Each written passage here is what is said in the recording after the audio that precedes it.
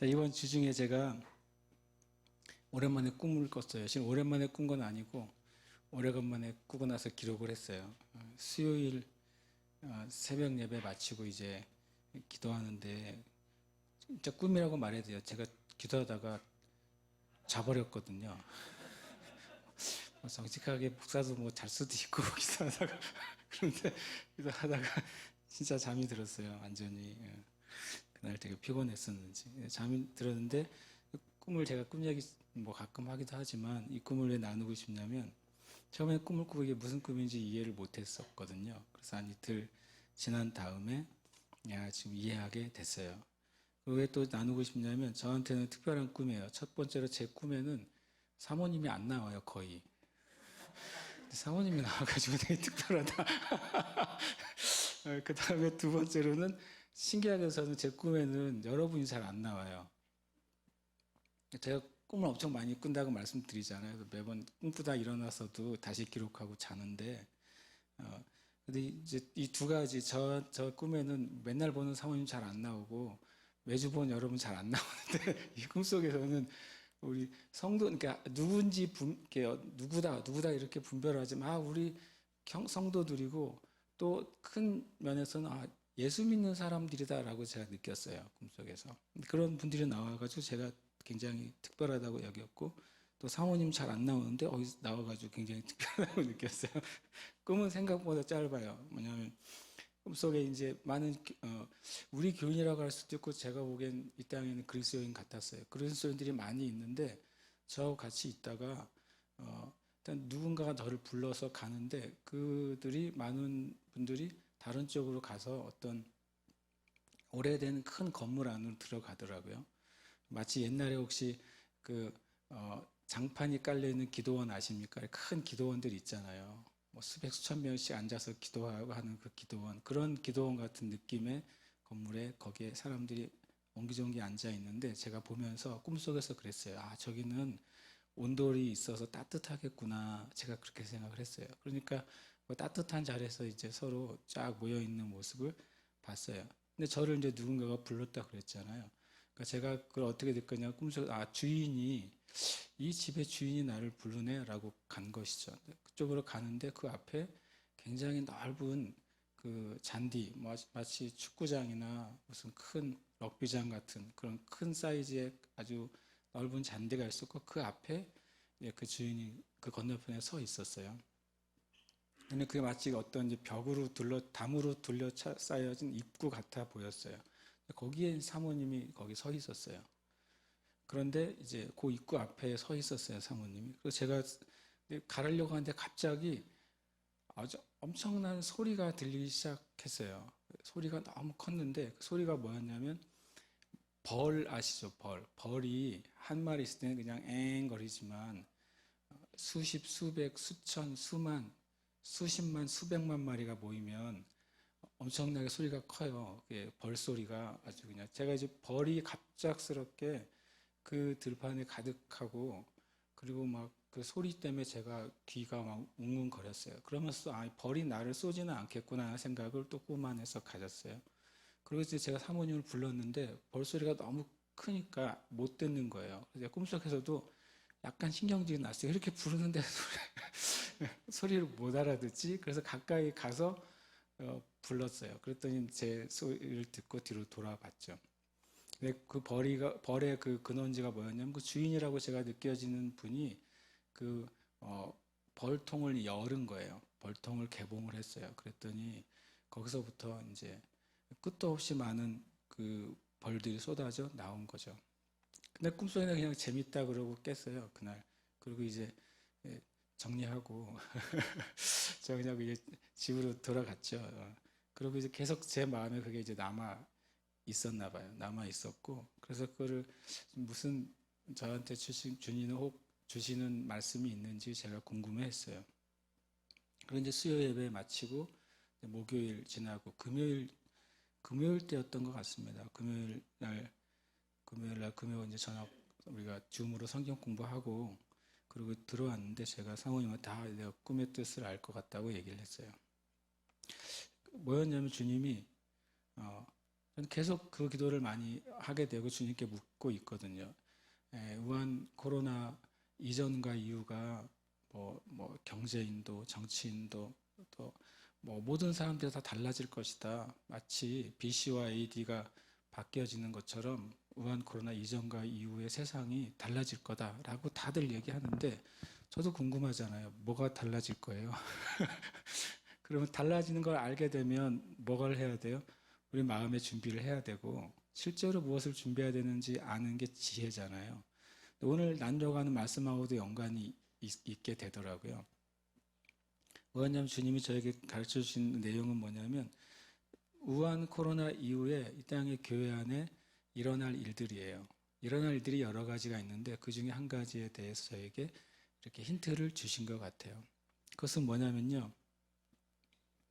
우한 코로나가 지나고 나서 세계가 정리가 된 이후에 교회 안에 두 종류의 사람들로 분리가 될 것이다. 첫 번째로는 우한 코로나라는 큰 사건이 지나갔음에도 불구하고 마찬가지 예전과 같이 똑같은 제가 오래된 기도원과 같은 건물에 온돌방에 앉아서 오순도순 서로 즐겁게 나누는 예전의 영적인 그 상태하고 똑같은 상태로 되돌아가는 그리스도인의 무리가 있을 거라는 거예요. 마치 이거죠. 이제 막 숨어 있다가 이제 재앙이 지나가고 어려움이 지나가고 죽을 뻔한 일이 지나가면 휴 한숨을 쉬고 다시 제자리로 돌아가는 거죠. 하나님은 그렇게 되기를 원해서 이 일을 허락하신 것은 아니었어요. 주님의 적극적인 의지는 아니었지만 하나님은 때때로 하나님의 무한하신 지혜 안에서 허락하실 때가 있습니다. 근데 그렇게 돌아가라고 다시 잠깐 숨어 있고 피해 있다가 다시 과거의 믿음, 과거의 상태, 과거의 습관, 과거의 경향으로 돌아가라고 주신 일이 아닌데 많은 무리들이 그렇게 돌아갈 거라는 거예요. 주님이 이것에 대해서 기도해야 되는구나. 우리가 과거로 돌아가는 신앙으로 과거에 물론 은혜가 있죠. 과거에도 하나님의 역사가 있죠. 과거에도 주님 우리를 만나주신 놀라운 일들이 있죠. 그러나 주님은 거기에 머물러 있기를 정말로 원하지 않으셔서 히브리서 말씀처럼 진동하지 않는 모든 것을 다 진동시키시는 거예요, 지금. 진짜 진동하지 않는 영원한 것이 무엇인지 알려주시려고. 온 천지가 진동할 때 만약에 한 건물만 흔들리지 않고 우뚝 서 있다면 사람들이 무엇을 알겠어요? 저 건물은 이 진동을 견뎌낼 수 있는 유일한 건물이구나 라는 사실을 알게 되지 않겠어요? 아무리 마천루처럼 하늘 끝까지 뻗어 있는 그런 건물들이라 할지라도 지진이나 진동이 일어났을 때 다 무너져 내린다면 사람들이 뭘 알게 되겠어요? 저것이 굉장히 위대하고 화려하고 아름다워 보이지만 결국에 저것은 가짜구나라는 사실을 깨닫게 되는 것이잖아요. 하나님께서 이렇게 우한 코로나라는 정말 지구적인 재앙을 주셔서 온 모두의 삶을 다 흔들고 계시는데 무엇을 보라고 하시는가? 실은 진동하지 않는 게 무엇인가? 영원한 것이 무엇인가? 그래서 우리가 어디에 마음을 둬야 되는지를 바라보라고 허락하신 일인데 우리가 다시 과거로 돌아간다면 그 참으로 주님이 하신 일을 헛되게 만드는 것이다. 그런데 제 마음엔 안타깝게도 많은 교회와 많은 사역자와 많은 성도들이 다시 과거로 돌아가기를 원할 것이라는 거예요. 이제 이것이 지나갔으니 이제 과거처럼 다시 신앙생활을 합시다. 굉장히 은혜로운 말이지만 이것이 하나님의 목적하고 맞지 않는다는 거예요. 그리고 또 하나의 그 벌들은 또 한 다른 종류의 그리스도인들이라고 지금 저희 깨닫게 해주셨어요. 그동안에는 벌통 안에 있었어요, 그들이. 근데 주님이 이제는 때가 됐다고 말씀하실 때 벌통을 여실 때 벌이 어떤 존재예요? 실은 일꾼들이잖아요. 진정한 하나님의 일꾼들이 우한 코로나 이후에 교회에서 쏟아져 나올 것입니다. 그들이 진짜로 이제 세상을 바꾸는 그리스도인들로 쏟아져 나올 거예요. 지금 대부분의 선교사님들이 발이 묶여 있잖아요. 손발이 묶여 있고 또 많은 선교사님들이 아주 그냥 가까스로 한국에 들어와 있지만 또 많은 선교사님들이 다시 갈 기약이 없어졌다고 합니다. 만약에 100명의 선교사님이 들어왔다면 1년이나 2년 안에 다시 그 선교지로 갈 수 있는 선교사의 수는 몇 명 안 된다는 거예요. 하나님이 정말 만약에 전 세계의 어떤 선교 그 사역이나 사역 그룹이나 그런 단체들이 선교지를 재편성하시오라고 누가 말했다고 해서 누가 듣겠습니까? 선교사님들에 대해서 이제 재조정하고 국가들에 대해서, 도시에 대해서, 민족들에 대해서 우리가 선교에 대해서 다시 한번 생각해 봅시다. 이때 했던 것을 다 일단 멈추고 주님께 묻고 다시 선교의 역사를 시작합시다. 아무리 위대한 큰 교회 목사님 말해도 말을 듣겠습니까? 근데 지금은 주님이 하신 거예요. 잘 듣다는 말이 아니에요, 제 말은. 주님이 이 땅에 복음과 선교의 그 모든 지형과 상황을 다시 리셋을 하신 거예요. 다시 리셋을 하셨는데 만약에 과거로 돌아간다면 다시 말씀드리면 주님의 하신 일을 헛되게 만드는 거예요. 저와 여러분이 먼저 한 가지는 주님의 경고로 받아들여야 되겠죠. 내가 어떤 그냥 보편적인 표면적으로 보이는 모습이 아니라 진정한 내 내적인 영적인 태도가 내 태도가 주님 앞에 새롭게 되어야 되겠구나. 내가 과거에 일상적이고 과거에 해왔던 은혜와 과거에 알았던 그것에 다시 돌아가려고 하는 내 그 영적인 되돌아가려고 하는 관성을 내가 끊어버려야 되겠구나. 하나님 앞에 모든 면에 있어 다시 새로 배워야 되겠구나. 그런 마음을 저도 가져야 되는 것 같아요. 그것이 주님의 일종의 경고이면서 교훈이에요. 저와 여러분은 결국엔 뭐로 부르셨냐면 벌과 같은 일꾼으로 부르신 거예요. 벌이 꿀을 따오는 게 주 목적이 아니죠. 하나님의 주 목적은 뭐예요? 벌들을 통해서 생명이 생기게 하는 게 목적이에요. 온 세상 나무와 꽃들에 있는 것들이 벌이 없으면 열매가 맺혀지지 않고 수정이 되지 않잖아요. 결국에 벌은 생명을 전달하는 그리스도인들이에요. 복음을 전할 수 있는 기회가 막혔어요. 많이 막혔습니다. 이제 전도를 얘기하면 다 신천지라고 그래요. 그러니까 주님이 이전에 니네 방식으로는 안 돼라고 말씀하신 거예요. 못을 박으신 거예요.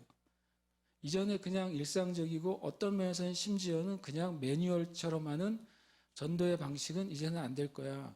신천지가 이미 한참 많이 했고 신천지는 거기다가 신천지는 예언도예요. 예언도 하고 불교인들에게는 또 용한 승으로도 가요. 또 크리스찬들에게는 아주 영빨이 있는 선지자로도 가고 할 건 다 해요. 이전에 교회가 가지고 있던 그것이 아니라 정말 하나님의 영에 의한 복음 전도와 하나님의 역사에 의한 복음 전도가 일어날 거라고 제 마음에 그런 마음을 주셨어요. 그러면서 주님이 경고의 말씀 한 구절 저한테 주셨어요. 예레미야 2장 13절에 내 백성이 두 가지 악을 행하였나니 곧 그들이 생수의 근원되는 나를 버린 것과 스스로 웅덩이를 판 것인데 그것은 그 물을 가두지 못할 터진 웅덩이들이니라. 이것이 경고라고 말씀하셨어요. 내가 내 믿음의 근원의 자리를 벗어나지 말라고 주님이 저한테 그러시더라고요. 너의 믿음의 근원, 믿음의 뿌리를 잃어버리면 안 된다. 때때로 예레미야 때 주님께서 이스라엘 백성의 죄가 두 가지라고 말했어요. 생수의 근원이신 하나님을 버리고 바알과 아세라 수많은 것들의 그 샘을 파기 시작한 거예요. 그것이 바로 그들의 죄라고 말씀하셨어요. 두 번째로는 스스로 웅덩이를 파는 거예요. 되게 이중적이죠. 하나님을 겉으로는 예배하지만 몰래 바알과 아세라와 산타에 가서 예배하면서 그러나 또 한 가지 방법으로는 자기 혼자 결국엔 자기를 믿고 살아가는 거예요. 이중, 삼중, 사중적인 영적인 상태가 예레미야 때 이스라엘 백성의 모습이었는데 주님이 지금도 그럴 수 있다. 지금도 수많은 교회와 수많은 성도와 수많은 하나님의 사람들이 이중, 삼중, 사중의 그 영성을 가지고 있을 수 있다. 그것이 마치 지혜라고 생각하는 것이죠. 그것이 마치 이것이 안 되면 저것으로 내가 보장을 받으리라는 그 나의 지혜가 되고 보상이 되는 거예요. 하나님의 일에 대해서, 하나님의 사역에 대해서, 하나님이 주시는 말씀과 또 은혜의 통로에 대해서 보험 들듯이 여기저기에 기울기는 것에서 주님이 말씀하고 계세요. 여러분과 제가 주님 앞에 마음을 정해야 돼요. 여러분과 제가 주님 앞에 마음을 정하지 않으면 나도 내가 모르는 사이에 하나님을 예배하면서도 내 자신을 바라보는 거예요. 나도 모르는 사이에 내가 그것이 터진 웅덩이인 줄 알지 모르면서도 계속 그것을 계속 파고 있는 거예요. 주님 앞에 이것은 저한테도 주님께 경고가 됐어요. 저한테도 많은 경고가 됩니다. 예를 들어서 요즘 목회자들의 관계된 어떤 여러 가지 이제 도움을 주는 자료들을 보면 요즘 목회자들은 인문학도 배워야 돼. 요즘 목회자들은 뭐도 해야 돼라고 하는 그런 수많은 목회자들 안에서의 현대 교회와 교인들을 위한 많은 필요들을 얘기하고 있어요. 주님이 저한테 계속 말씀하시는 것은 이거예요. 너 성경이나 제대로 알아? 그리고 또 하나, 성경 안에 인문학이 없겠니? 성경 안에 철학이 없겠니? 성경 안에 지식과 지혜가 없겠니? 실은 성경 안에 모든 지식과 지혜와 능력이 있다고 성경은 증거하시잖아요. 어쩌면은 저와 같은 목회자들도 대안이라고 말하는 다른 여러 가지를 추구하는 거예요. 그런데 목회자만 그런 것이 아니라 이 땅의 교회들도 대안이라고 생각하는 본질이 아닌 사역과 본질이 아닌 것에 마음을 들이는 거예요. 이 땅의 성도들도 마찬가지예요. 동일하게 많은 대안들을 자기가 가지고 있는 거예요. 그러나 여러분 이 말씀을 제가 먼저 저 안에 적용을 이번 주에 하고 있어요. 내가 무언가를 끊고 포기해야 될 것이 있는지를 돌아보고 있어요. 여러분도 그렇게 하시길 축복합니다. 주님께서 시간을 주실 때 그렇게 되면 우리가 주님의 정말 성실하고 그리고 충성된 그 벌들처럼 생명을 전달하는 통로가 될 줄 믿습니다. 하나님 말씀 같이 읽겠습니다. 로마서 오늘 11장 25절에서 32절 말씀입니다. 함께 봉독하겠습니다. 형제들아 너희가 스스로 지혜 있다 하면서 이 신비를 너희가 모르기를 내가 원하지 아니하노니 이 신비는 이방인의 충만한 수가 들어오기까지 이스라엘의 더러는 우둔하게 된 것이라. 그리하여 온 이스라엘이 구원을 받으리라. 기록된 바 구원자가 시온에서 오사 야곱에게서 경건하지 않은 것을 돌이키시겠고 내가 그들의 죄를 없이 할 때에 그들에게 이루어질 내 언약이 이것이라 함과 같으니라. 복음으로 하면 그들이 너희로 말미암아 원수된 자요 택하심으로 하면 조상들로 말미암아 사랑을 입은 자라. 하나님의 은사와 부르심에는 후회하심이 없느니라. 너희가 전에는 하나님께 순종하지 아니하였더니 이스라엘이 순종하지 아니하므로 이제 국류를 입었는지라. 이와 같이 이 사람들이 순종하지 아니하니 이는 너희에게 베푸시는 국률로 이제 그들도 국률을 얻게 하려 하심이라. 하나님이 모든 사람을 순종하지 아니하는 가운데 가두어 두심은 모든 사람에게 국률을 베풀려 하심이로다. 아멘. 할렐루야. 아멘. 주님의 은혜가 저 여러분에게 더하시기를 축복합니다. 오늘 우리 말씀대로 있는 제목을 잡았는데요. 후회하지 않는 하나님의 구원입니다. 제가 이제 지난주인가요? 이제 제가 나눠야 될 본문은 너무나도 많고 내 마음에 너무 늦어지면 안 되는데라는 생각 때문에 말을 엄청 빨리 했어요. 그랬더니 예배 끝나고 다들 왜 이렇게 말을 빨리 하냐고 그래서 내가 마음이 좀 급했다고 그랬어요. 그랬더니 막 웃고 지나갔는데 주님이 저에게 이번 주에 이렇게 말씀하시더라고요. 담대하라. 알아서 해석하시기를 축복합니다. 오늘은 더 담대해야 될 것 같아요. 성찬식까지 있어가지고.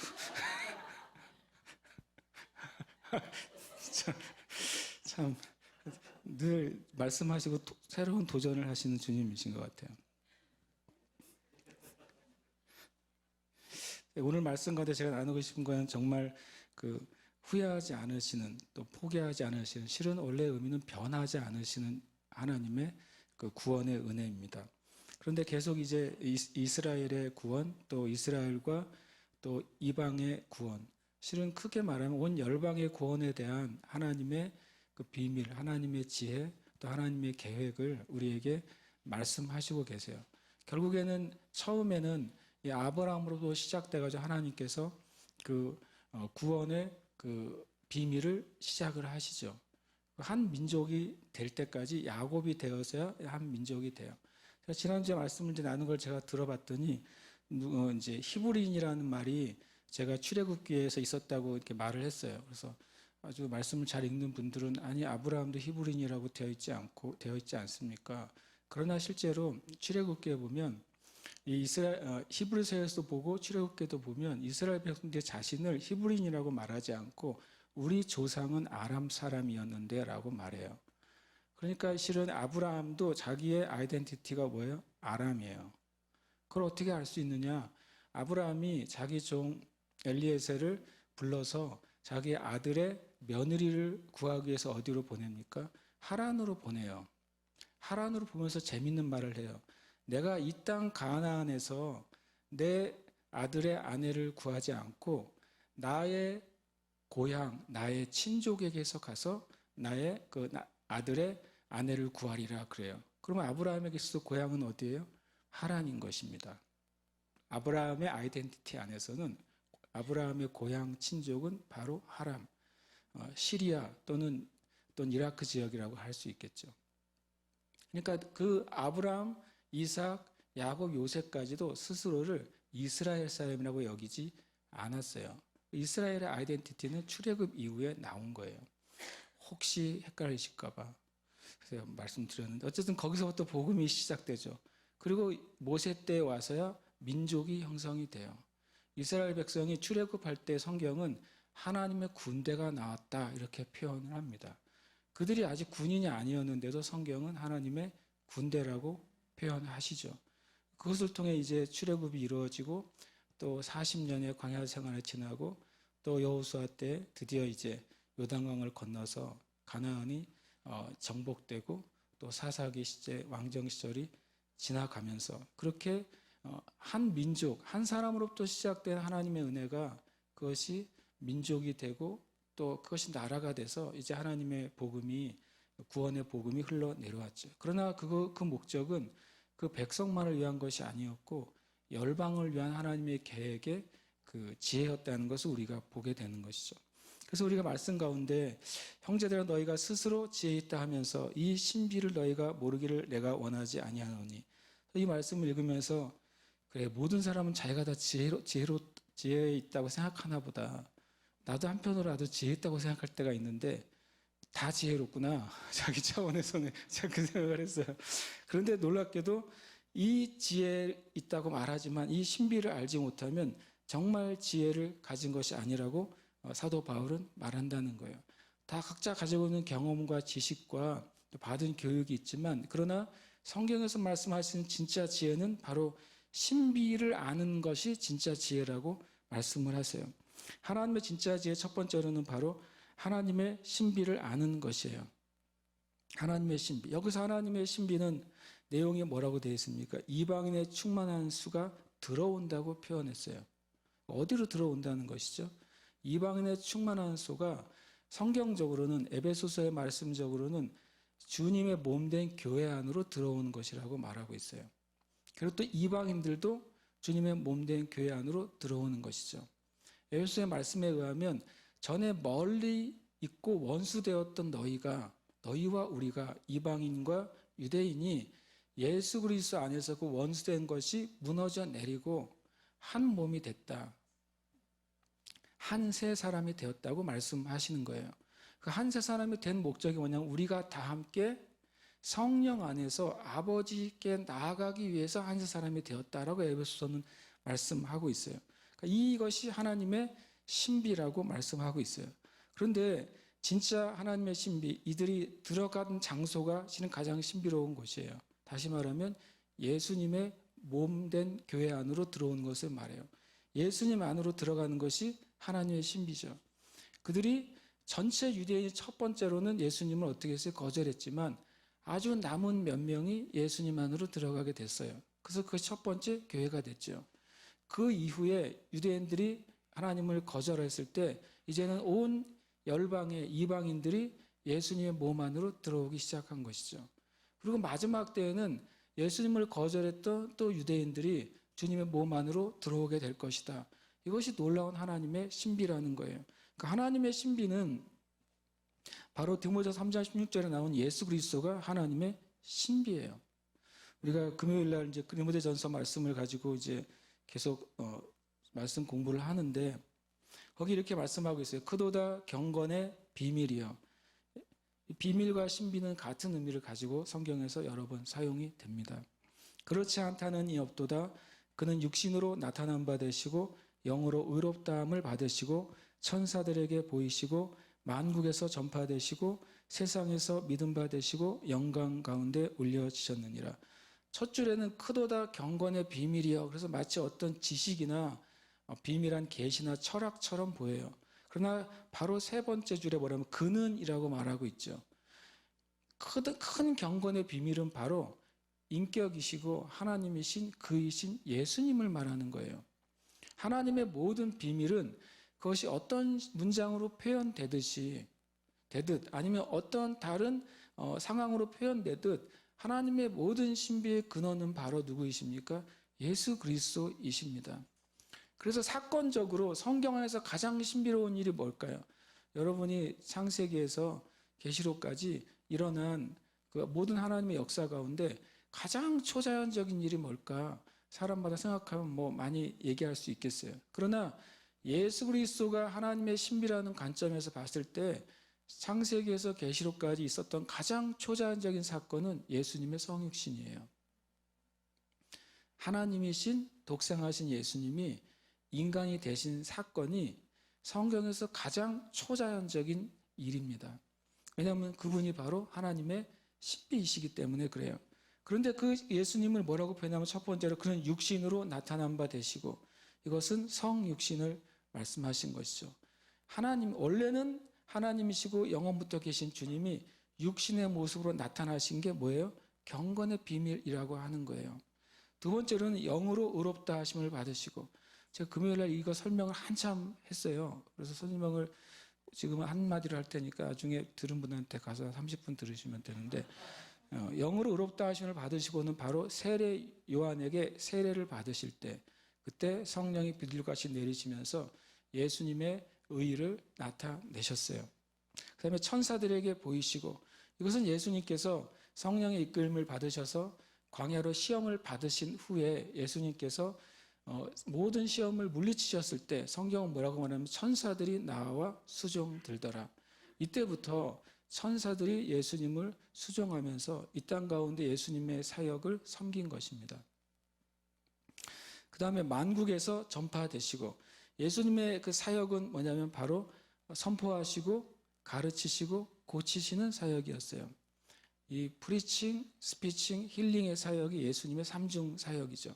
그 힐링 안에는 육적인 치유와 영적인 치유가 포함되어 있고 또 마귀의 권세를 쫓아보내는 축사도 포함이 되어 있는 것입니다.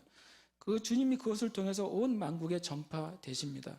심지어 예수님께서 사람들 때문에 그것을 피하여서 시골에 가시면 시골로 사람들이 모여들어요. 주님께서 배를 타고 건너편으로 가셔도 사람들이 걸어서 건너편으로 모여들어요.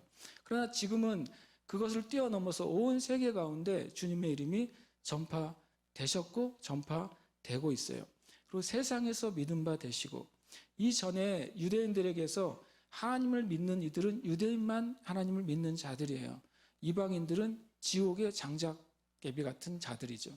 그러나 이제 예수님에 대한 믿음과 구원은 온 세상에 누구든지 하나님의 신비이신 예수님을 믿는 자는 바로 믿음 바 되고 구원받게 되는 일이 있다고 말씀하고 있어요. 그리고 영광 가운데 올려주셨느니라. 그것이 주님의 승천을 말씀하고 있죠. 예수님의 사역 전체가 바로 하나님의 신비고 경건의 비밀이에요. 예수님은 이 땅에 오시기 전부터 존재하셨죠. 예수님은 신약에서 사역하기 전부터 구약에서도 사역하셨죠. 그리고 영원히 존재하시는 분이지만 육신을 가진 우리, 이 땅을 살아가는 우리에게 있어서 하나님의 신비, 하나님의 비밀, 경건의 능력은 바로 예수 그리스도예요. 그래서 저와 여러분이 진짜 신비로운 삶을 살고 싶으시면, 진짜 경건한 삶을 살고 싶으면, 진짜 지혜로운 삶을 살고 싶으면 하루 종일 예수님을 묵상하시기를 축복합니다. 주님이 무슨 말씀을 하셨나? 주님이 어떤 행동을 하셨나? 주님이 어떤 비유를 하셨나? 주님이 이런 상황 가운데서 주님께서 어떻게 행동하셨나? 이거를 정말 깊이 묵상하시길 축복해요.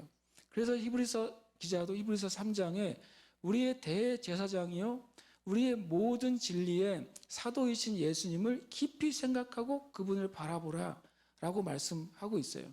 바라보라라고 하는 단어를 영어로 look이라고 사용하지 않고요, aim이라고 단어를 사용하고 있어요. 어떤 번역, aim은 뭐냐면 바로 활시위를 겨누다는 뜻이에요. 오직 예수님과 예수님에 대해서 활시위를 겨누듯이 너의 온 생각, 온 마음, 온 영을 다해 예수님이 하신 것에 집중해라 라고 말씀하고 있는 거예요. 활시위를 당기시 집중했을 때 그 화살이 관역을 빗나가지 않는 것이잖아요. 저 여러분이 예수님이 하신 말씀, 예수님의 행동, 예수님의 사역에 온 마음을 다해 집중할 때 우리가 진짜 초자연적인 믿음의 삶, 진짜 진리와 지혜를 가진 삶으로 인도함을 받을 줄 믿습니다. 25절에 보면 형제들아 너희가 스스로 지혜 있다 하면서 이 신비를 너희가 모르기를 내가 원하지 아니하노니 이 신비는 이방인의 충만한 수가 들어오기까지라고 표현하고 있어요. 두 번째 진짜 지혜는 바로 때에 대해서 깨닫는 지혜예요. 사도 바울이 신비라고 말하면서 그 안에 뭐가 들어가냐면 때가 들어가는 것이죠. 언제 주님이 오실까? 또 언제 하나님의 역사가 나타날까? 무엇이 주님의 뜻일까? 그 안에는 바로 때에 대한 지혜가 있어야 되는 거예요. 사마리아 여인이, 수가성에 있는 여인이 예수님께 뭘 물어봤냐면 어디서 예배해야 하나님이 받으실까요? 그리심산에서 예배해야 하나님이 받으시고 축복을 받는다는 사마리아인 조상들의 이야기. 그러나 유대인들은 무슨 소리야? 예루살렘에서 예배해야 하나님이 받으시고 축복하실 거라고 하는 유대인들의 이야기. 그 사이에서 인생을 정말 어렵게 살았던 이 여인이잖아요. 남편이 6번이나 바뀌면서도 그 마음에 만족과 평안과 행복이 없었던 이 여인이 하나님에게서 그 행복과 평안을 얻기를 원하는데 어디 가서 예배해야 내가 그동안 인생관 찾지 못했던 그것을 얻겠습니까? 라고 주님께 물어봤어요. 어디 가서? 근데 주님 뭘 대답을 뭐라고 말씀하세요? 때를 얘기하시잖아요. 하나님은 영과 진리로 예배하는 사람을 찾으시고 그 사람들이 예배할 때가 올 것이다 라고 말씀하셨어요. 장소가 아니라 때에 대한 깨달음이 진정한 지혜예요. 여기서 말하는 때는 몇 년, 몇 월, 며칠이 아니라 하나님의 성경의 증거들을 이해하는 지혜예요. 마지막 때 몇 년, 몇 월, 며칠에 대한 것이 지혜가 아니라 하나님께서 이 마지막 때에 어떤 일을 하시기로 작정하셨는지를 이해하는 게 지혜란 말이에요. 제가 크게 4가지 증거가 성경에 최소한 있다고 말씀을 드렸어요. 이스라엘이 회복되는 것이 마지막 때 하나님이 하시겠다고 하는 약속이었다. 또 이 땅에 주님의 몸된 교회가 거룩한 신부로서 그 영광을 얻게 되는 것이 주님의 때가 다가오는 또 하나의 사인이라고 제가 말씀을 드렸어요. 또 하나는 만물의 회복, 하나님께서 온 열방을 향해서 가지고 계신 목적이 성취될 때 주님이 오실 거라고 성경은 증거하고 있다고 말씀을 드렸어요. 그리고 또 성경에 직접적인 자연계 또는 많은 영적인 세계의 징조들이 나타날 것을 말씀하고 있어요. 최소한 성경에 명시적으로 이 4가지의 퍼즐들이 맞춰 나갈 때야 주님이 오시는 거예요. 무한 코로나가 왔다고 주님이 오시는 게 아니에요. 무한 코로나보다 더 큰 게 혹 올지라도 그것 자체가 주님이 오시는 그 사인이 될 수는 없어요. 물론 그것과 함께 성경에 있는 다른 주님의 때에 대한 증거들이 만약에 맞아가면서 주님의 뜻이 성취된다면 정말 주님의 때를 우리가 보고 우리 자신을 주님 앞에 준비하며 매일매일 살아야 되겠죠. 두 번째 지혜는 바로 주님의 때를 깨닫는 거예요. 그리고 세 번째 지혜는 바로 이렇게 말씀하고 있어요. 같은 절입니다. 지금 그리하여 온 이스라엘 구원을 받으리라 라고 말씀하시면서 기록된 바 구원자가 시온에서 오사 야곱에게서 경건하지 않은 것을 돌이키시겠고 내가 그들의 죄를 없이 할 때 그들에게 이루어질 내 언약이 이것이라 함과 같으니라. 진짜 지혜는 세 번째는 바로 기록된 말씀이 열리는 것입니다. 성경 여러분 가만히 보시면 예수님께서도 진짜 중요한 진리를 말할 때에는 구약의 말씀을 인용하시면서 말씀하세요. 로마서에서도 진짜 중요한 진리를 정리할 때에는 구약의 말씀을 인용해서 그 말씀을 정리합니다. 참 이것은 중요한 그 말씀에 대한 이해의 포인트예요. 진짜 지혜는 뭐냐면요. 내가 지혜롭게 되는 것이 아니라 이미 기록된 하나님의 말씀의 진정한 의미가 나에게 열리는 거예요. 그래서 여러분 말씀을 읽으실 때 묵상하실 때 그 기도를 하시기를 축복해요. 주님, 이 말씀의 진짜 의미가 무엇이에요? 우리가 그동안 큐티를 많이 연습을 해와가지고 맨날 무엇을 기도합니까? 주님, 이 말씀을 어떻게 적용해야 되나요? 라고 기도합니다. 그리고 그걸 적용하려고 엄청 노력합니다.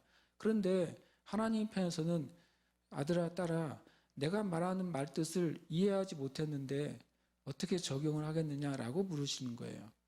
여러분과 제가 말씀을 읽을 때 1차적으로 간구해야 될 것은 주님, 이 말씀이 말하는 바가 무엇인지 제가 깨닫게 해주세요라고 말해야 돼요.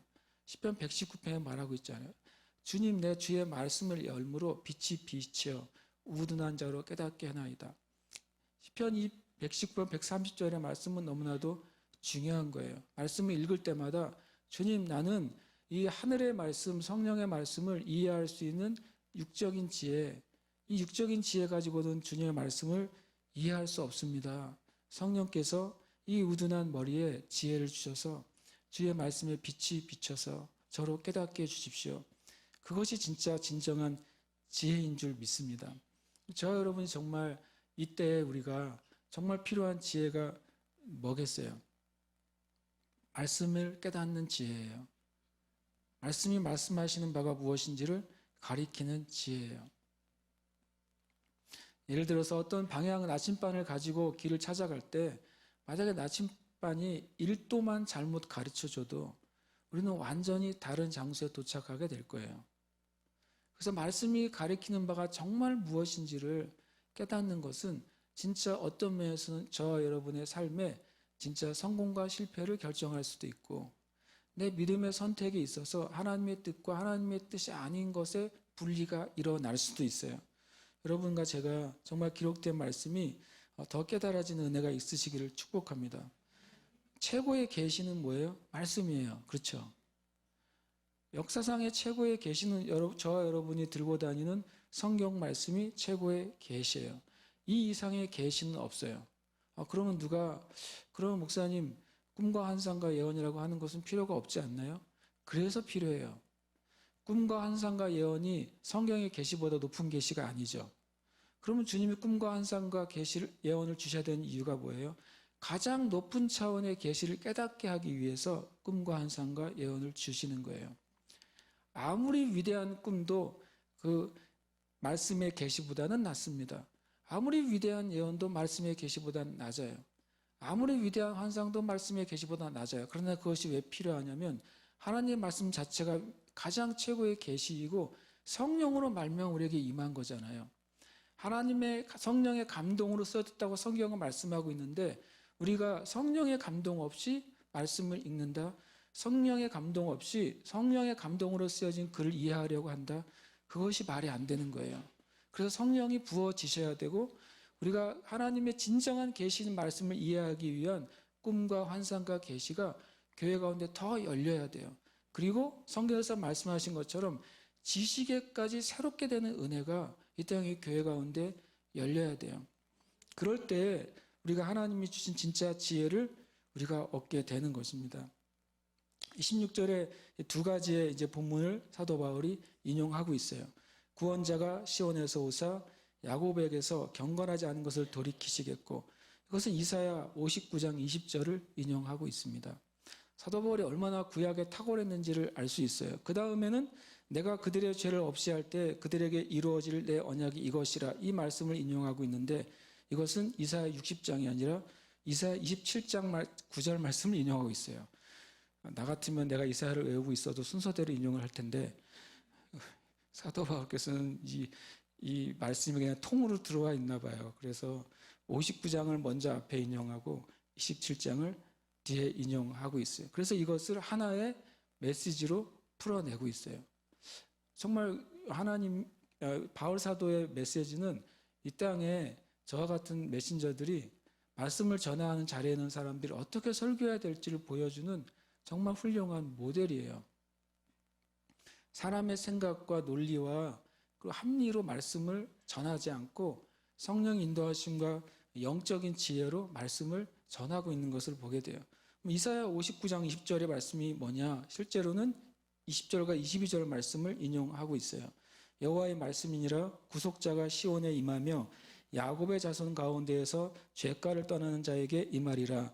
내가 그들과 세운 나의 언약은 이러하니 곧 내 위에 있는 나의 영과 내 입에 둔 나의 말이 이제부터 영원하도록 내 입에서와 내 후손의 입에서 떠나지 아니하리라. 이것이 주님의 언약이라는 거예요. 죄를 떠나는 자에게 그의 입과 또 그의 삶 가운데 내가 말씀을 두겠다. 진리의 말씀을 두고 그 말씀 가운데 행하게 하겠다. 이것이 주님께서 이스라엘 향하여 주신 하나의 언약이었다는 거예요.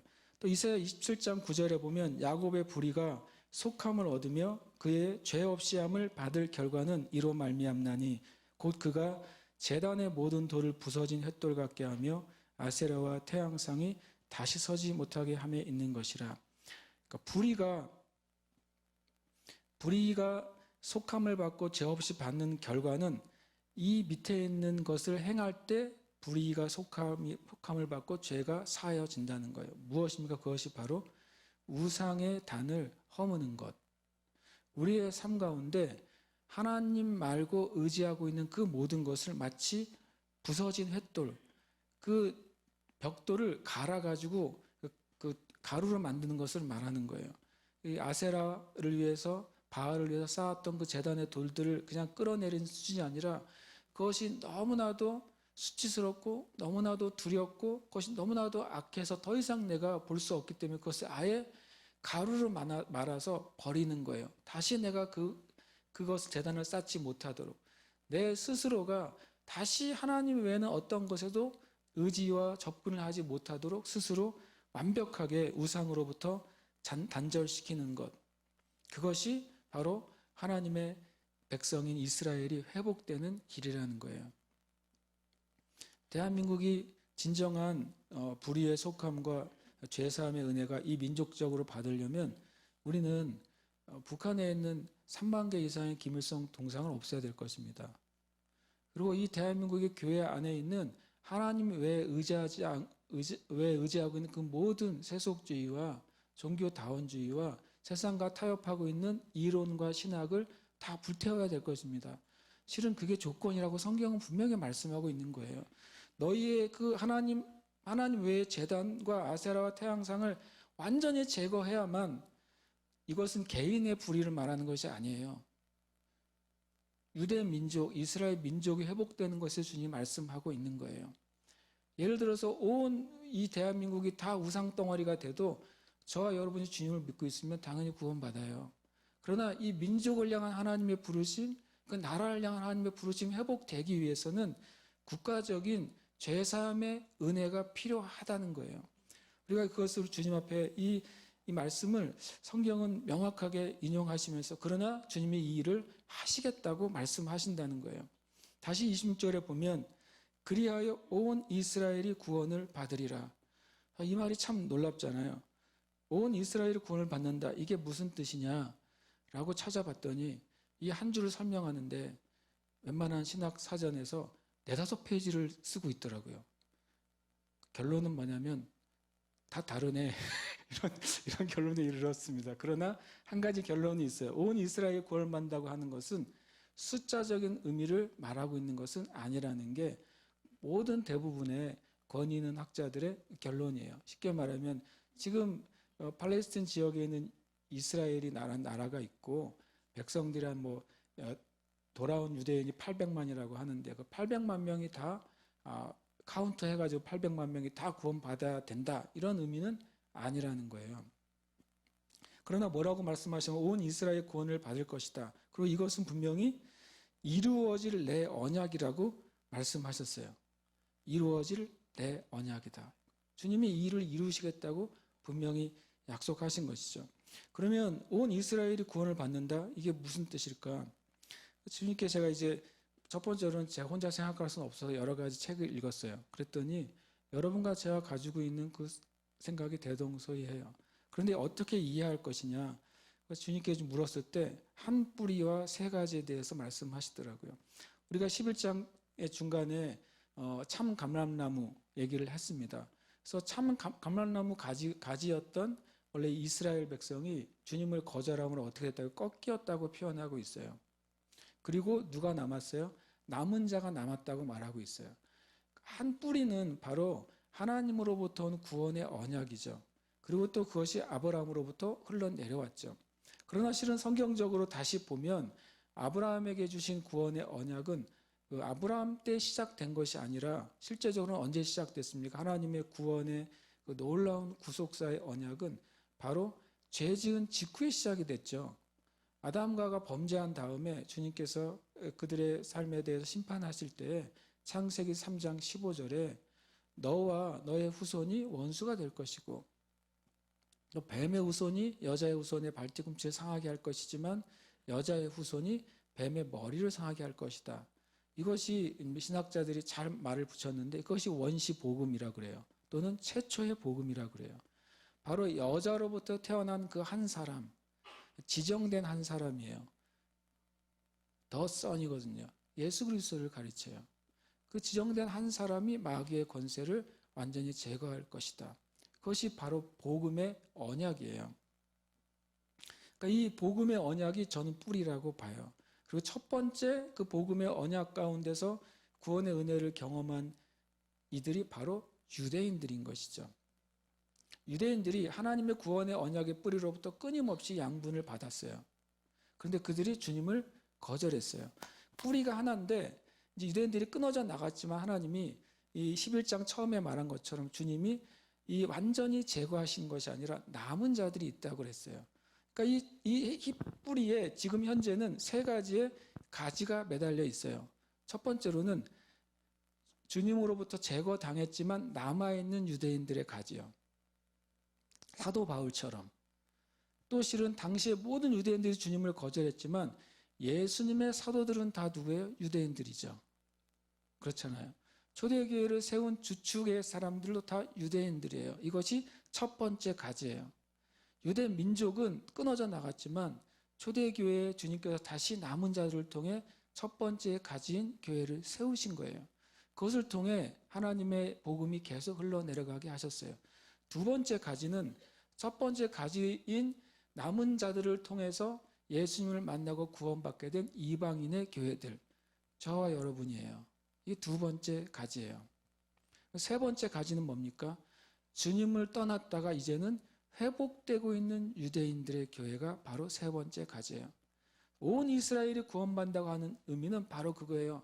잘려진 이스라엘 가운데 첫 번째 남아있는 가지들, 그리고 마지막에 회복된 유대인의 가지들을 합쳤을 때 그것이 온 이스라엘이라고 주님이 말씀하고 있는 것이죠. 주님이 이스라엘 전체를 버리지 않으시고 예수 그리스도 안에서 회복시키실 것이다 라고 주님이 말씀하시는 거죠. 28절 29절에 보면 복음으로 하면 그들이 너희로 말미암아 원수된 자요 택하심으로 하면 조상들로 말미암아 사랑을 입은 자라 하나님의 은사와 부르시면 후회하심이 없느니라. 29절 엄청나게 많이 사용하는 그 요절 중에 하나죠. 첫 번째는 이 하나님의 은사와 부르시면 후회하심이 없느니라. 누구에게 하신 말씀이에요? 누구에 대해서요? 유대인에 대해서 하신 말씀입니다. 일단은 말씀의 의미를 알고 또 나한테 적용을 해야 돼요. 이 로마서 11장 29절은 유대인을 향한 하나님의 은사 부르심에는 하나님이 후회가 없다. 철회하심이 없다. 변하지 않으신다라고 사도 바울이 선포한 거예요. 그리고 다시 또 똑같이 이 말씀 우리가 읽을 때는 이 말씀은 또 성경의 진리 안에서 우리 각자를 향한 은사와 부르심에는 후회하심이 없으시다는 것을 말씀하십니다. 우리는 그것을 믿음으로 받는 것이죠. 그러면 이것이 바로 신실하신 하나님에 대해서 말씀하고 있어요. 제가 제목을 후회하지 않는 하나님의 구원이라고 말했는데 이것은 신실하신 하나님에 대한 메시지예요. 근데 이 말씀을 말씀하시는데 28절, 29절이 굉장히 역설적인 이야기로 말씀을 하고 있어요. 먼저 복음으로 하면 이 유대인들은 어때요? 원수라는 거예요. 복음의 기준을 잣대를 들여댔더니 유대인들은 원수예요. 복음이 누구예요? 예수 그리스도를 통한 칭의와 구원의 은혜인데 복음의 잣대를 들이대면 유대인들은 주님을 공개적으로 직접적으로 거절했어요. 지금도 거절하고 있어요. 많은 유대인들이. 그러니까 원수죠. 택하심으로 하면 근원적으로 가면 하나님의 처음 시작으로 한다면 그들은 하나님의 사랑을 입은 자예요. 순서대로 하면 복음이 먼저입니까? 택하심이 먼저입니까? 라고 질문하면 질문을 잘 생각해 봐야 되겠죠. 하나님의 구원의 역사는 영원부터 있었으니까. 그러나 역사 가운데 예수 그리스도를 통해서 의롭게 되는 이 믿음으로 의롭게 되는 복음의 진리가 먼저입니까? 하나님께서 유대인들과 이스라엘 백성을 택하심이 먼저입니까? 택하심이 먼저죠. 그죠? 그렇기 때문에 하나님의 은사와 부르심에는 후회하심이 없다는 것이 성립이 돼요. 사도 바울이 자꾸 얘기하는 것이 이제 로마서에서 우리가 지나간 한 1년 전에 이야기를 한다면 왜 할례나 율법보다 믿음이 먼저냐? 그 사도 바울이 논리나 철학으로 설명한 게 아니라 시간순으로 설명했어요. 할례가 있기 전에 할례는 이미 율법 전에도 할례가 존재했어요. 그렇죠? 율법은 출애굽도 있었지만 할례는 아브라함 때 있었어요. 이미. 그리고 아브라함이 있지도 않는 율법을 지켜서 의롭게 된 게 아니라 성경은 믿음으로 이렇게 됐다고 말씀하고 있어요. 사도 바울이 이렇게 카드를 놓고서 물어보는 거예요. 이스라엘 백성들이 그 생명처럼 여기는 율법과 할례의 카드를 놓고 사도 바울이 주고 싶은 믿음이란 카드를 놓고 자, 이 순서대로 배열해 봅시다. 1번이 뭐라는 거예요? 믿음이었다는 거예요. 유대인들이 깜짝 놀라게 되는 거죠. 아니, 믿음이 율법보다도 할례보다도 먼저였구나. 이 사실을 깨닫는 유대인들은 주님께 돌아온 거예요.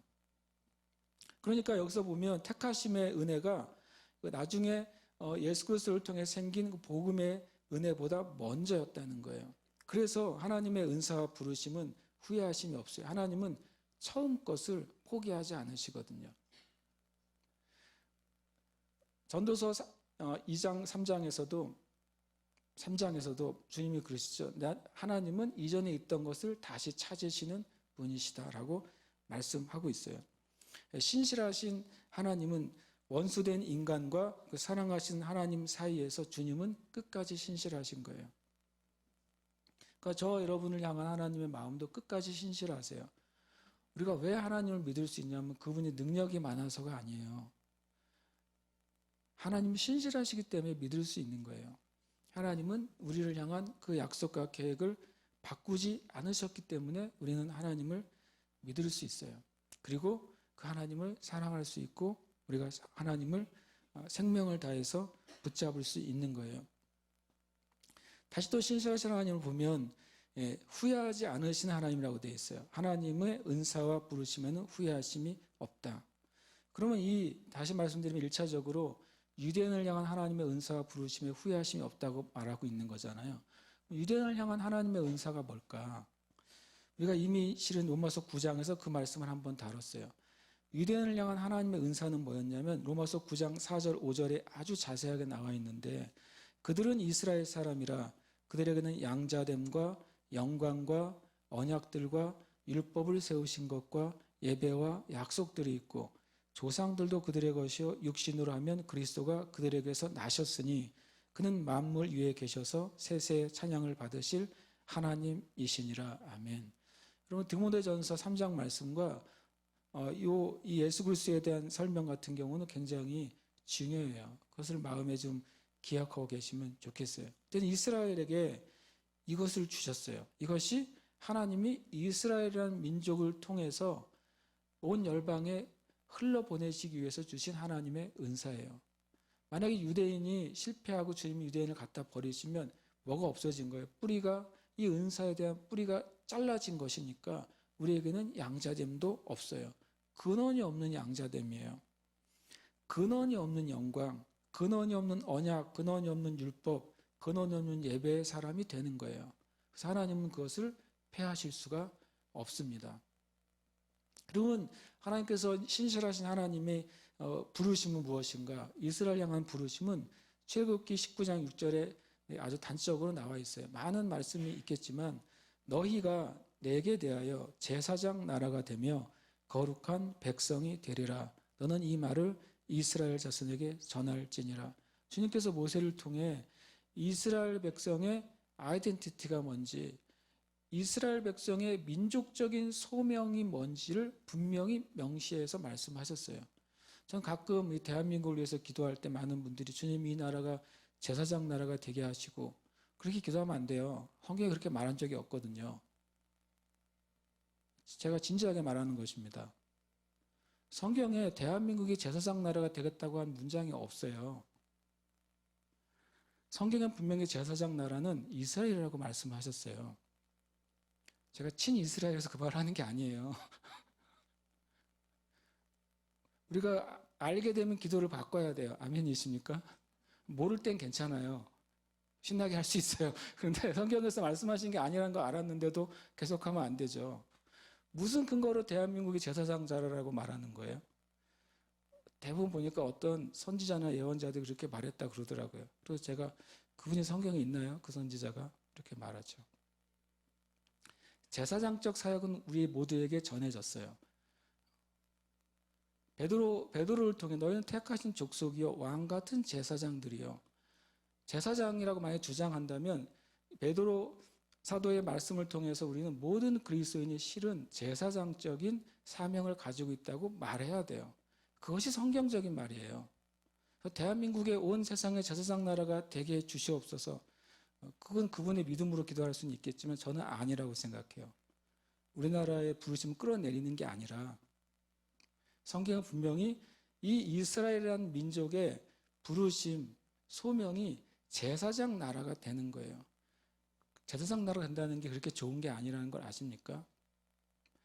처음에 제사장들은 그 양을 잡아서 하나님과 백성들을 화해시키는 일이었어요.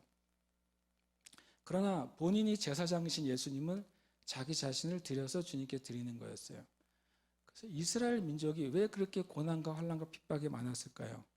그들이 제사장 나라로 부름받았기 때문이에요. 그들이 하나님의 복음을 위해서 많이 희생당했어요. 오해받기도 했고 또 하나님 주님의 복음을 거부하기도 했지만 그들의 본질적인 부르심이 제사장 나라이기 때문에 그들의 희생을 통해 하나님이 온 열방에 복음을 전하시게 하고 하시는 것이 주님의 계획이었단 말이에요. 우리가 그 말씀 분명히 명확하게 이해해야 돼요. 그럼 다시 말씀드리지만 우리는 이미 베드로 사도의 선포에 의해서 제사장적인 사명을 가진 그리스도인이 되었어요. 그런 차원에서 보면 저도 제사장적인 사역으로 삶으로 살아야 되고 여러분도 제사장적인 삶을 살아야 돼요. 또 그런 관점에서 보면 이 세상의 모든 나라 민족이 제사장적 사명을 각자가 감당해야 돼요. 그것이 성경적인 진리라고 저는 믿어요. 만약에 아니라면 알려주세요. 저한테 그러면 다른 공부를 좀 하고 다시 말씀을 드리겠지만 어쨌든 이 신실하신 부르심, 하나님의 은사 그리고 하나님의 부르심은 뭐라고요? 사라지지 않았어요. 그러면서 그것을 설명하고 있는 거예요. 30절, 31절에 30절, 31절은 잘 봐야 돼요. 헷갈리지 않게 해서 잘 봐야 돼요. 첫 번째로는 이 너희예요. 이 퀴즈를 낼게요. 30절, 31절에 하는 너희는 누구를 가리킬까요? 유대인일까요? 이방인일까요? 네, 이방인입니다. 다 맞추셨네요. 그러니까 이방인인 너희가 전에는 하나님께 순종하지 않았어요.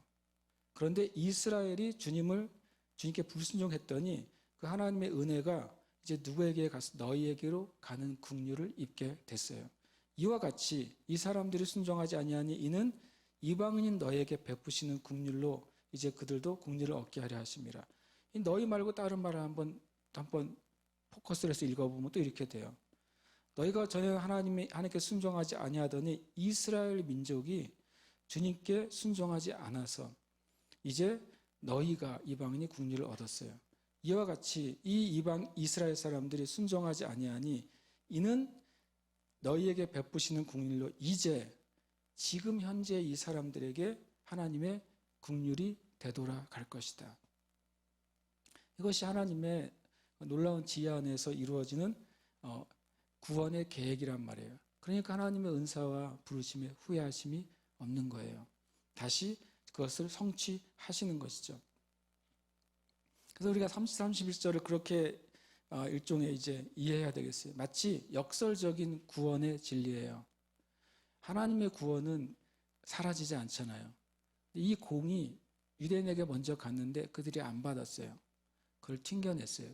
하나님이 그 구원의 은혜의 공이 이제 이방인들에게 긍휼과 은혜로 전달됐어요. 그들이 그것을 통해 생명을 얻고 구원의 은혜를 받게 됐어요. 그러니까 그동안엔 유대인들이 자기가 튕겨버린 그 공이 저들을 가지게 됐고 그 이방인들이 자신들이 튕겨버린 그 예수 그리스도의 구원의 은혜를 통해 새롭게 되고 회복되고 하나님과 가까워지고 하나님의 축복이 임하는 것을 볼 때 성경은 사도 바울이 그때 돼서야 이스라엘이 시기하게 될 것이다. 아, 저기 안에 진짜 구원의 진리가 있는 것이 아닌가. 저 이방인인 저들이 하나님의 이름을 찬양하고 예수님 믿을 때 하나님이 약속하신 것이 저들에게 임하는 걸 볼 때 유대인들이 우리가 가지고 있었던 생각과 우리가 고집했던 것들이 옳지 않구나라는 사실을 깨닫게 될 거라는 거예요. 다시 그 공을 주님께서 이제는 유대인들에게 주셔서 다 함께 하나님의 은혜 가운데 있게 되겠다고 말씀하시는 거예요. 마지막 32절에 보면 하나님이 모든 사람을 순종하지 아니하는 가운데 가두어 두심은 모든 사람에게 긍휼을 베풀려 하심이라. 아까 말한 역설의 구원의 진리죠. 이 인간의 불순종과 하나님의 긍휼하심 사이에서 어떻게 하나님의 첫 구원의 계획이 성취될 것인가? 역설적인 구원이에요. 왜 하나님이 그냥 쉽게 하시지 왜 역설적인 구원의 지혜를 우리에게 행하실까? 그 세 가지 조건 때문에 그래요. 인간의 상태 때문에 그래요. 인간의 상태가 하나님의 진리를 받을 수 없는 상태이기 때문에 그래요. 그 유대인도 마찬가지고 이방인도 마찬가지인 거예요. 우리의 인간의 본질의 상태가 하나님의 구원을 받을 수 없고 이해할 수 없는 상태예요. 그래서 주님은 우리로 하여금 우리 스스로가 주님을 알 수 없기 때문에 반대편을 통해서 보여주시는 거예요. 이방인들이 하나님을 거절할 때에는 유대인에게 하나님의 진리가 나타나요. 자기 자신을 보지 못하는데 상대편을 보는 거예요. 근데 유대인에게 있었던 진리가 이제 이방인에게 나타나요. 유대인이 그동안 자기 자신을 보지 못하다가 이방인들이 나타난 구원의 진리를 또 보게 되는 거예요. 역설적이죠. 내 안에 있을 때 잡으면 될 것을 우리의 인간의 상태가 그걸 보지 못해서 그것이 밖에 있을 때 타자화될 때 객관적이 될 때야 비로소 내가 잃어버린 게 무엇인지 비로소 내가 붙잡아야 되는 게 무엇인지를 깨닫게 되는 것이 바로 인간의 상태예요. 그래서 주님이 이런 역설적인 지혜를 우리 가운데 나타내세요. 그리고 두 번째는 하나님의 공의예요.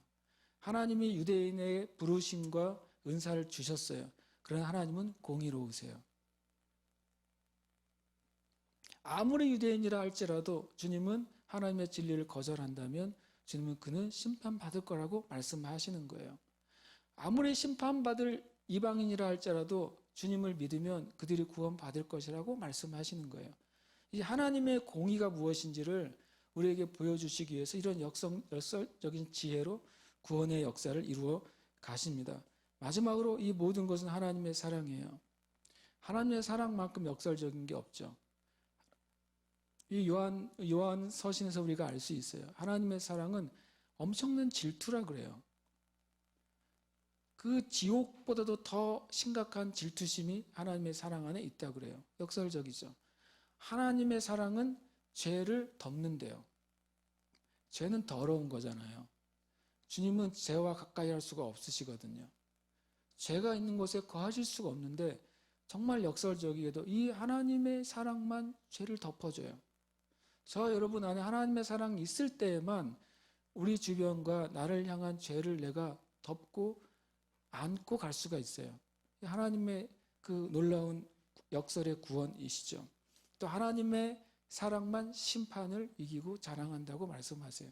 그래서 하나님께서 우리를 너무나도 잘 아시기 때문에 이러한 주님의 그 지혜를 통해서 구원하시길 원하세요. 저 여러분이 그 은혜 가운데 있다는 사실을 이전보다 더 갑절로 더 온 마음을 다해 붙잡으시길 축복해요. 저 여러분이 정말 구원의 진리 안에 완전히 매여 있고 하나님을 예배하고 살아가는 것에 완전히 매여 있으면 그때 무슨 일이 일어나냐면요. 주변의 사람들이 여러분에게 물어보기 시작할 거예요. 도대체 당신 안에 있는 것이 도대체 무엇이길래? 도대체 당신 안에 있는 그 기쁨이 도대체 무엇이길래? 라고 묻기 시작하게 될 거예요. 그때 우리가 이제 벌처럼 사용될 겁니다. 벌처럼 온 천지의 꽃들을 다니면서 우리가 아니면 생명을 얻을 수 없는 이들에게 우리가 생명을 전하게 될 것입니다. 아멘. 함께 이 시간 기도하겠습니다. 하나님, 우리에게 하나님의 지혜를 아는 마음을 달라고 우리가 구하고 싶어요. 저도 주님 앞에 참 우리의 인생 가운데 이런 재앙의 시기를 또 경험해 본 적이 있는가? 어쩌면 인류 역사 가운데 이런 방식의 재앙을 경험해 본 적이 있는가? 그러나 정말 우리에게 필요한 것은 하나님의 지혜예요. 또 하나님의 지혜와 하나님의 능력이신 예수님이에요. 우리가 주님 시간 기도할 때 주님, 제가 주님의 지혜와 능력의 근원이신 하나님의 신비와 비밀의 근원이신 예수님을 더 알기를 원하고 그 믿음 안에 그 진리 안에 온전히 붙잡혀 있기를 간절히 소망합니다. 간절히 갈망합니다. 우리가 이 시간 함께 기도하십시다. 아버지 하나님, 제 안에 주님의 은혜가 매 시간 매분 매초 주님 필요하고 또 필요합니다. 하나님, 우리가 건강할 때도 주님의 은혜가 필요하며 연약할 때도 주님의 은혜가 필요합니다. 하나님, 우리가 주님 인정받을 때도 주님의 은혜가 필요하며 외면당할 때도 주님의 은혜가 필요합니다. 사랑받을 때도 주님의 은혜가 필요하며 미움받을 때도 주님의 은혜가 필요합니다. 지금 나의 계획이 잘 될 때도 주님의 은혜가 필요하며 나의 계획이 무너져 내릴 것 같을 때에도 주님의 은혜가 필요합니다. 우리 모든 상황 모든 환경 가운데 주님의 은혜가 필요합니다. 우리가 온전히 주님의 은혜를 갈망하고 사모할 때에만 그럴 때만 우리가 주님, 내가 주 예수 안에서 모든 것을 감당할 능력이 있다고 고백하게 될 것입니다. 하나님 간구하오니 우리 안에 믿음을 더하시고 주님의 신비, 주님의 능력, 주님의 지혜, 그 예수님을 전심을 다해 붙잡는 그 자리에 있게 하여 주시옵소서. 주님, 이방인과 유대인의 구원을 통해 하나님의 지혜, 하나님의 신비, 하나님의 놀라운 신실하심을 드러내신 주 하나님, 하나 다시 한번 우리의 삶 가운데 신실하신 주님의 은혜를 붙잡게 하시고 신실하신 주님의 권능을 붙잡게 해주시옵소서. 변치 아니하시는 하나님의 권능의 사랑을 온 마음을 다해 붙잡도록 주여 은혜 내려주시옵소서. 우리의 마음 다시 한번 주님을 향하고 주님을 바라볼 수 있도록 하나님 아버지 역사하여 주시옵소서. 주님 은혜 베풀어 주시옵소서. 오직 주님만 갈망한 저희가 되도록 주님 역사하여 주시옵소서. 아버지 하나님을 찬양합니다. 놀라우신 구원의 진리, 놀라우신 구원의 신비, 놀라우신 구원의 지혜를 인하여 감사합니다. 우리 각자에게 구원을 베푸시고 또 우리를 통해 또 누군가를 구원하기를 원하시는 그 놀라운 은혜를 인해 감사합니다. 주님, 우리가 정말 우리의 인생 가운데 또 주님의 때 가운데 깨어서 또 영적으로 각성이 되어서 주님의 거룩하고 신비롭고 지혜로운 통로가 되는 삶 살게 하여 주시옵소서. 이 시간 주님께 감사함으로 예물을 드립니다. 예물을 드리는 손길 위에 복의 복을 더하시며 하나님의 약속하신 대로 주님의 나라와 의를 구할 때 그 모든 것들이 또 주님의 나라와 의를 위해서 풍성하게 부어지는 은혜를 허락하여 주시옵소서. 감사드리며 살아계신 예수님의 이름으로 기도합니다. 아멘.